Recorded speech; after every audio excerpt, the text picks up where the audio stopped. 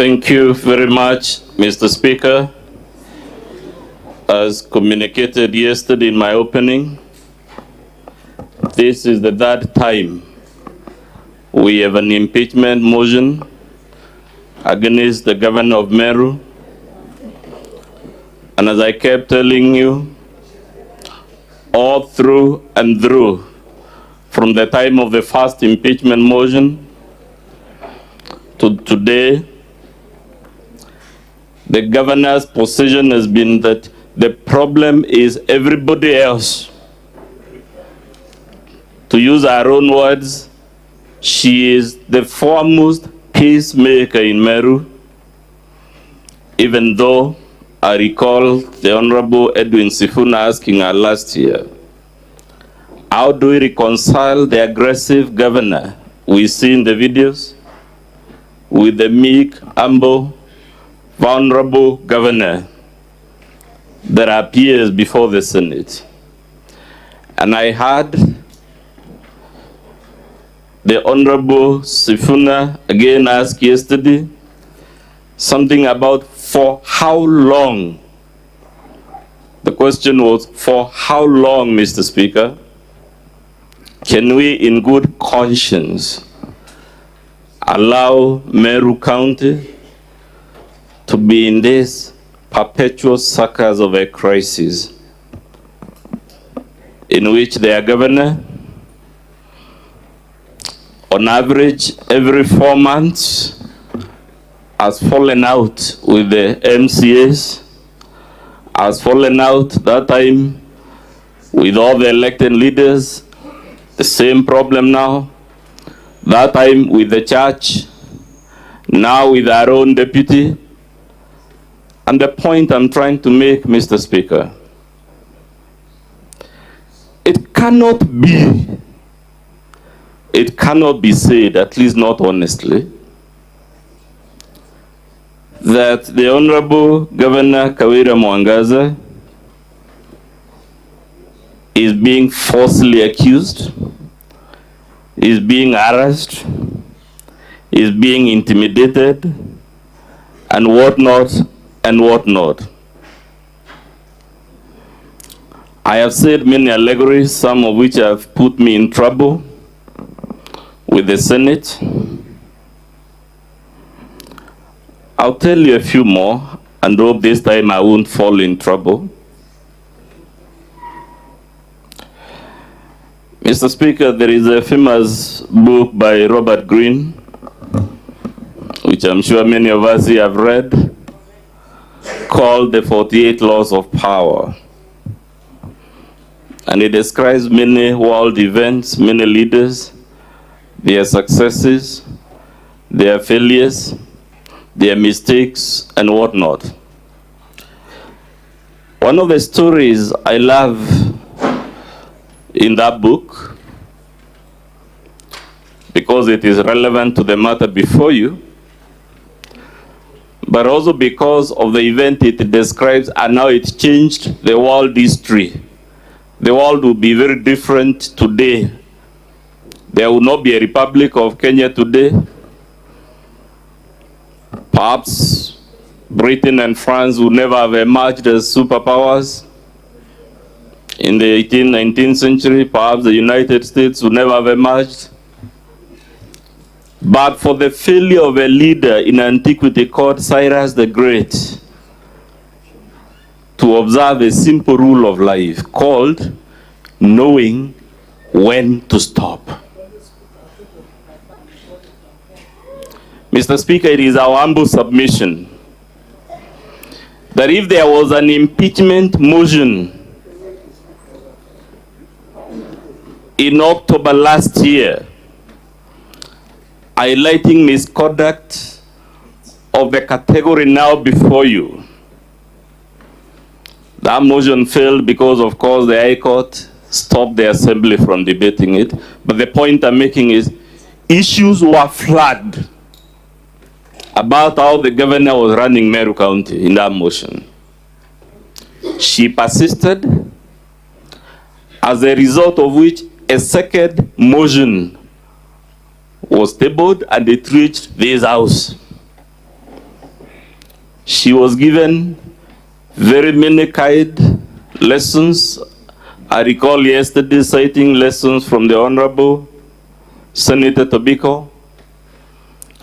I recall many lessons from the Honorable Senator Karungo, and indeed many other senators.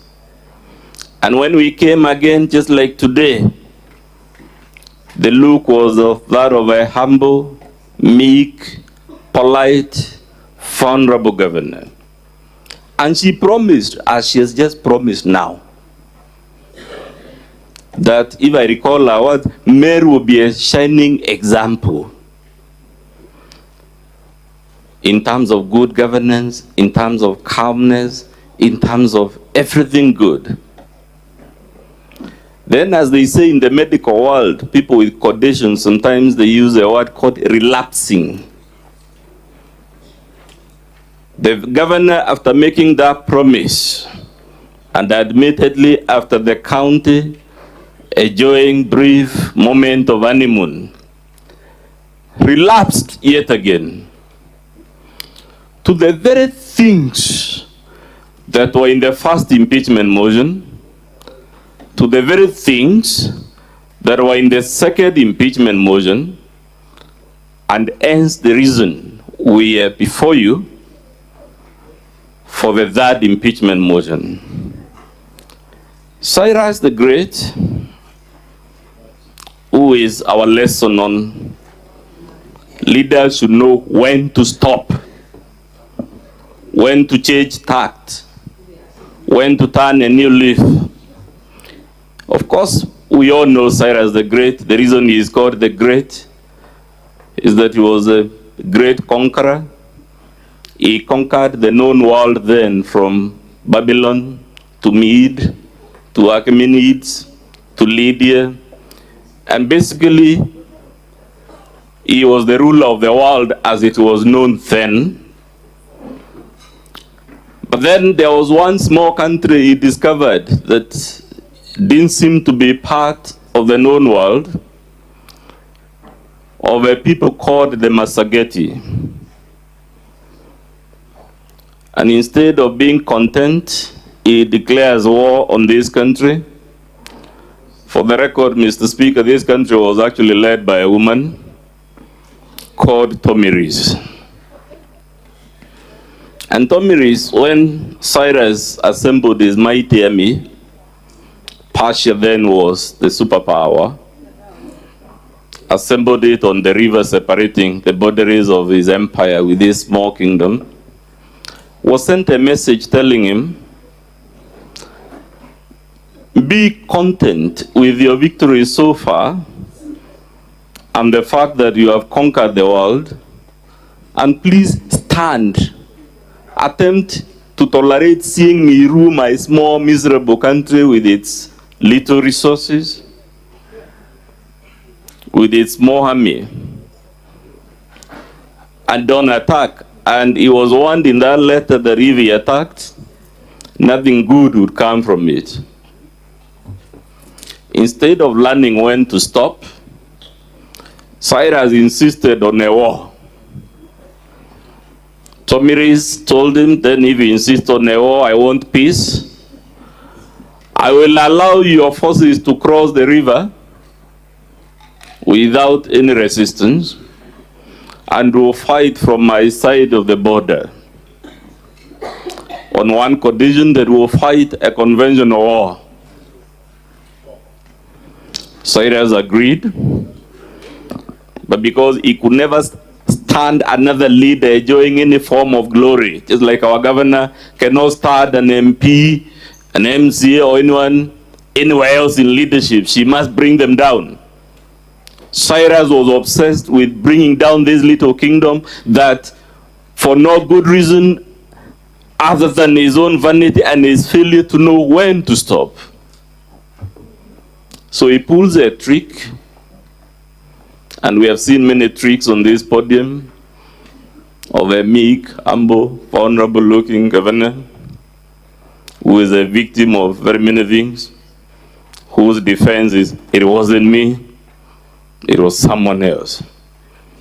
So Cyrus' trick involved throwing a lavish bash and setting up the soldiers of this small kingdom to a drink, and then while they were inebriated, he massacred them, leaving only a few, and took the prince of that other small country as a prisoner of war. Even after this, the leader of the small country still offered them peace and told him, you broke the rule that it will be a conventional warfare and won by a trick. I still give you another chance to return my son, and will still declare peace. Cyrus refused, and the son, of course, of Queen Tomiris, unable to live with the indignity of being a prisoner of war, committed suicide. When the people of this small country heard that the crown prince had committed suicide, small as they were, weak as they were, vulnerable as they were, they organized a violent battle in which their army, which was about 100th of Cyrus's army, actually won the violent battle, and Cyrus himself was killed. Because of Cyrus' inability to know when to stop, Persia added as a superpower, and that is how Rome became the dominant country. And of course, the world and human civilization as we know it today is based on the Roman civilization. That's why he said, Mr. Speaker, there would have been no Britain, no France, no America, but for the mistake of one leader not knowing when to stop. Our greatest fear is that the history of Meru may take an irreversible, tragic path.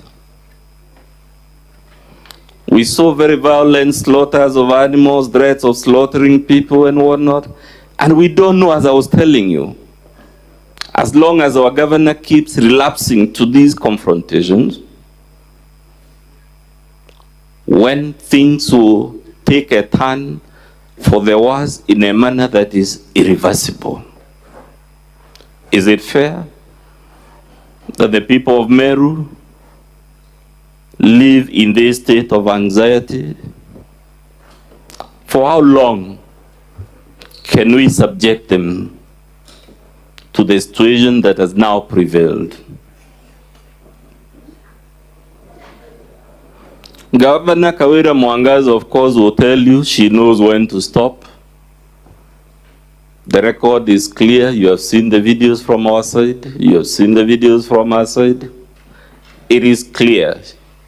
She will not stop. Of course, right now she will tell you she will stop because her career is on the line. But we know better. She will not. Mr. Speaker, a story is told about a frog and a scorpion and a swollen river. The scorpion couldn't swim and asked the frog, who is an amphibian and therefore capable of crossing the swollen river, to assist the frog to cross the river. And the frog tells the scorpion in the story, but you will sting me before we are done with crossing, and we'll both die and drown. And the scorpion promised, no, I can't do that, because if I were to sting you while you're carrying me on your back to cross this swollen river, we would both die, and because it would be mutual destruction, as the Americans and the Russians called it during the Cold War, I have no incentive. There is no rational reason why I would sting you. And poor frog bought this story, just like you're being invited to buy the story. I will pray for them. I'll forgive them. We only need a month. So Frog took Scorpion on his back, and Frog started swimming across the river, and right in the middle, Scorpion hoisted his tail and stung the frog. And of course, that poison disables the nervous system, and the frog couldn't swim, and they both started drowning. And Frog asks in the story, why did you sting? You promised that you won't sting, and you are also aware by you stinging we would both be extinguished.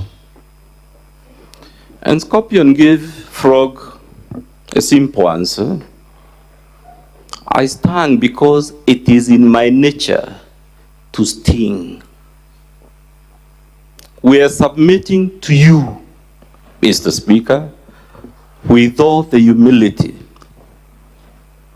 KAWIRA Mwangaza keeps relapsing to these violations of the law and the Constitution and the vilification. We can call whatever the specifics we want.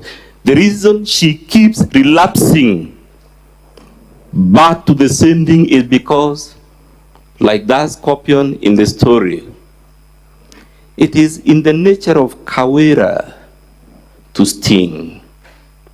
So even if you give her another chance, whether it is on account of pity, whether it is on account of sympathy, whatever the reason, she will sting again. And I swear, Mr. Speaker, there are no prophets in my family, but I can tell you, if you forgive her, she will sting again and will be back in this assembly. And the question is the one, therefore, asked by the Honorable Sifuna. For how long can we endure this embarrassment? Is it fair? I had the senator ask, do wants have consequences?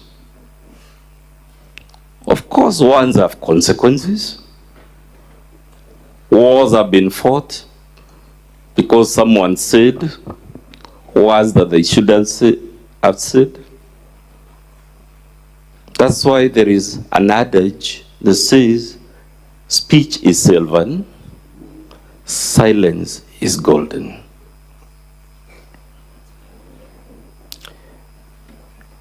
Mr. Speaker, you were told kaende kaede means development and other nice things.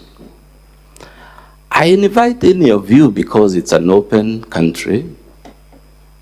Kaende kaende is not an English word, it's not a Swahili word, it's not a native word from any of our native languages. It is Sheng, street slang in Nairobi. And I told you yesterday, all you need is pick your phone, call a young person, ask them what is the meaning of kaende kaende. And I told you the meaning is, I don't care. Na liwe liwalo. Kusera, kusera.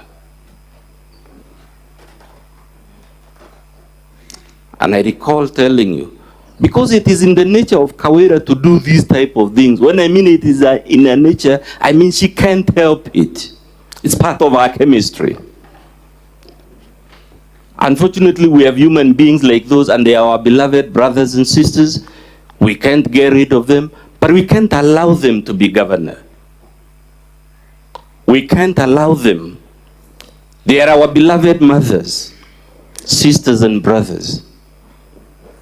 But the very reason chapter 6 of our constitution and all these laws we've cited is an acknowledgement that not all of us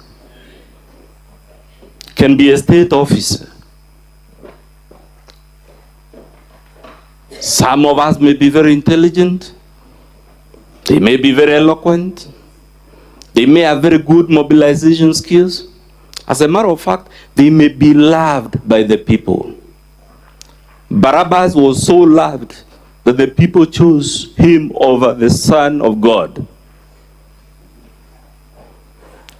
But it doesn't mean they are the right holders of certain offices.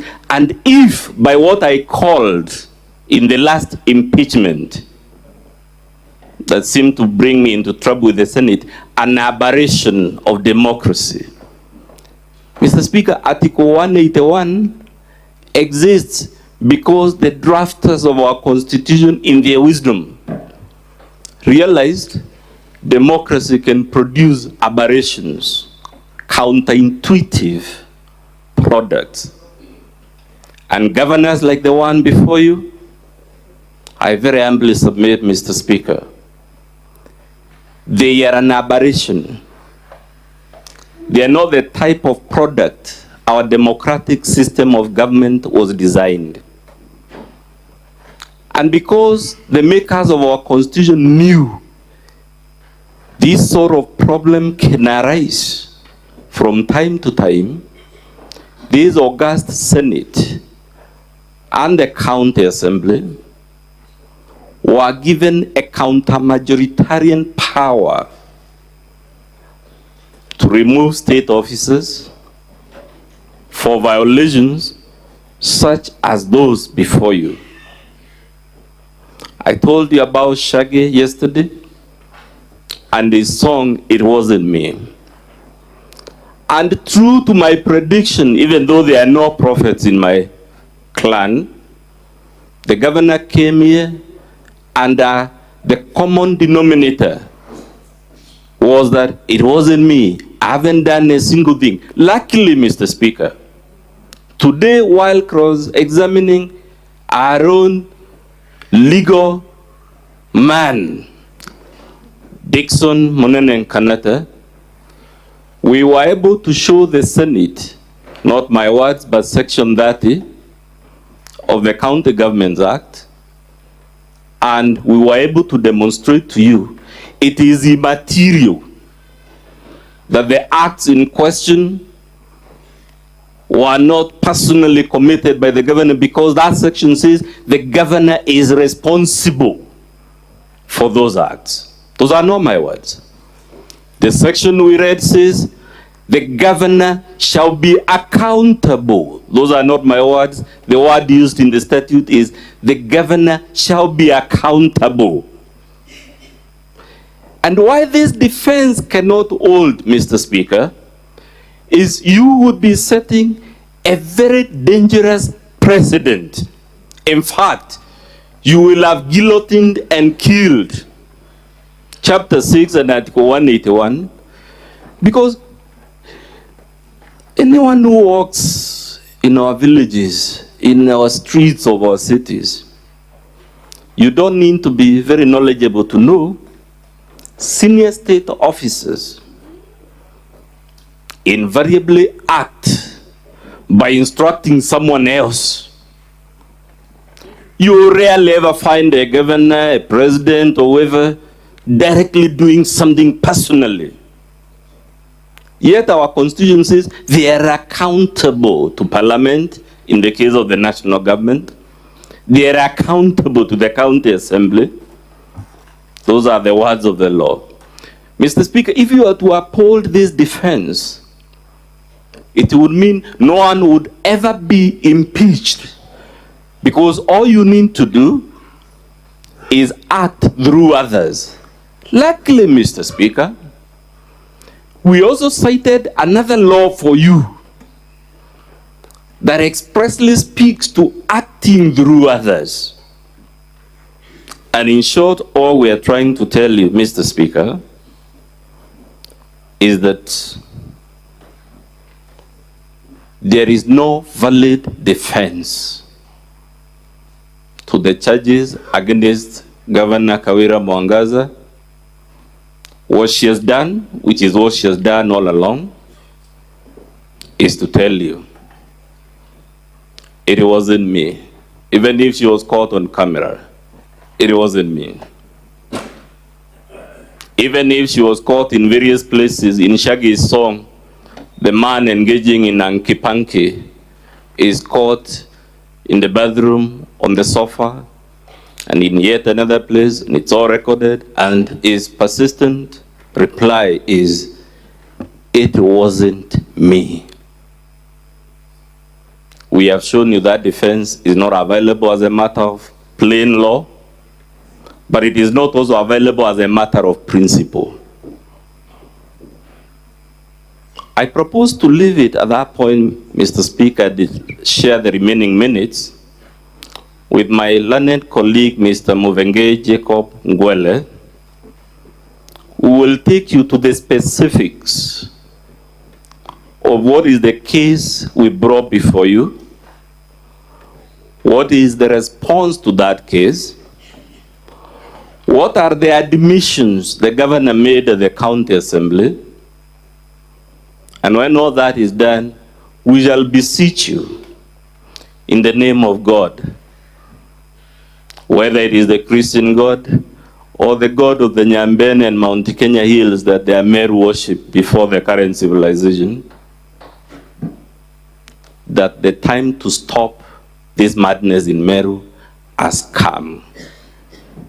And if there is no reason, if we haven't proved or satisfied you, the governor is the bishop in the Holy Book.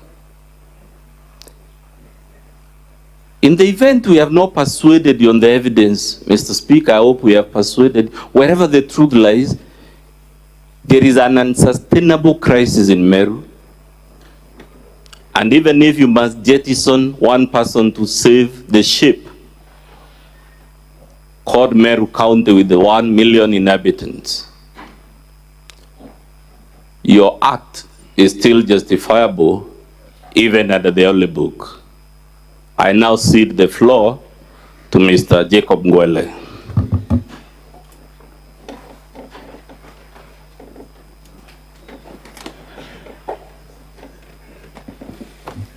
Just to remind you, Council, your time terminates at exactly 8:50. Thank you very much, Honorable Speaker. My name is